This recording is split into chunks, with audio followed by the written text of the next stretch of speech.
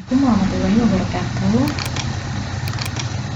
Kali ini kita akan membahas ilmu pengetahuan sosial IPS KD 3.1, mengidentifikasi karakteristik ruang dan pemanfaatan sumber daya alam untuk kesejahteraan masyarakat dari tingkat kota, kabupaten, sampai tingkat provinsi. Dengan indikatornya yaitu mengidentifikasi sumber daya alam dan pemanfaatannya.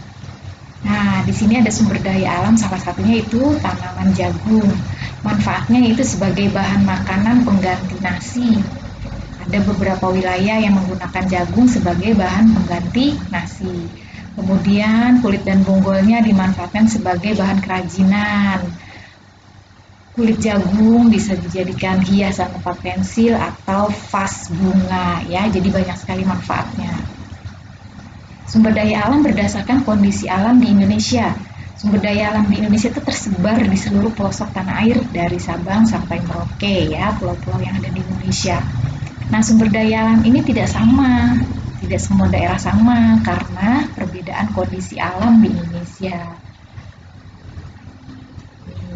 Misalnya di daerah Sumatera itu masih banyak daerah pegunungan sehingga cocok untuk kopi, lada, coklat, tembakau, karet, dan kelapa sawit. Selain itu juga, Sumatera juga kaya hasil tambang, seperti minyak bumi, batu bara, timah. Nah, minyak sawit itu kegunaannya untuk bahan baku pembuatan minyak goreng, untuk kebutuhan kita sehari-hari ya. Manfaat minyak bumi dan batu bara juga untuk kebutuhan kita sehari-hari, untuk bahan bakar ya. Kemudian di Pulau Jawa itu memiliki pegunungan, dataran tinggi, dataran rendah, dan pantai. Dataran tinggi cocok untuk perkebunan teh, kopi, dan kinang. Dataran rendah itu biasanya persawahan. Nah, contoh di daerah Karawang ini sangat subur, sehingga dia terkenalnya disebut lumbung padi karena banyak sawah tumbuh subur di daerah Karawang, Jawa Barat ini.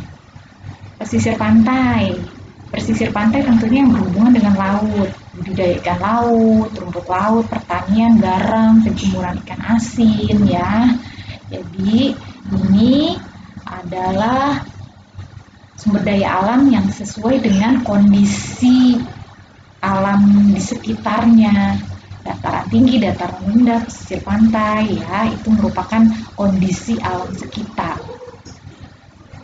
Kalimantan ini sebagian besar wilayahnya dataran rendah dan hutan, masih banyak hutan di sana.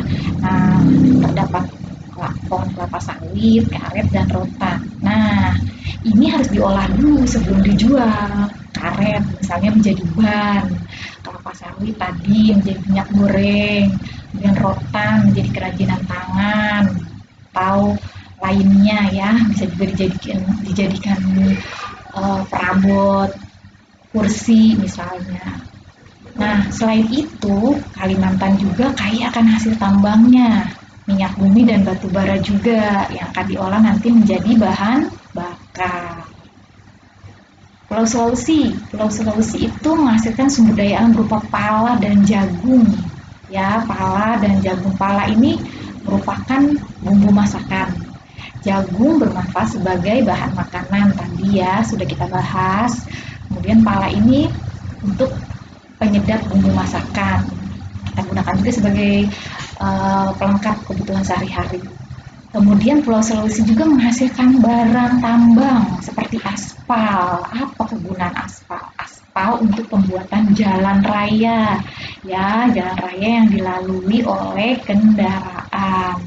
Nah, aspal yang digunakan, daerah penghasilnya adalah dari Pulau Sulawesi. Dan Papua itu sebagian besar wilayahnya berupa hutan konversi dan hutan lindung. Sebagai juga penghasil sagu dan juga penghasil rempah-rempah. Wah, ternyata banyak sekali ya Papua. Hebat Papua ya. Sagu itu dimanfaatkan sebagai bahan makanan pokok ya. Sagu juga orang Papua ada yang menggunakan sebagai makanan pokok, juga Maluku Ambon itu menggunakan sagu sebagai makanan pokok. Kemudian Sumber daya alam Papua lainnya itu kaya akan hasil tambang, yaitu tembaga, emas, dan logam.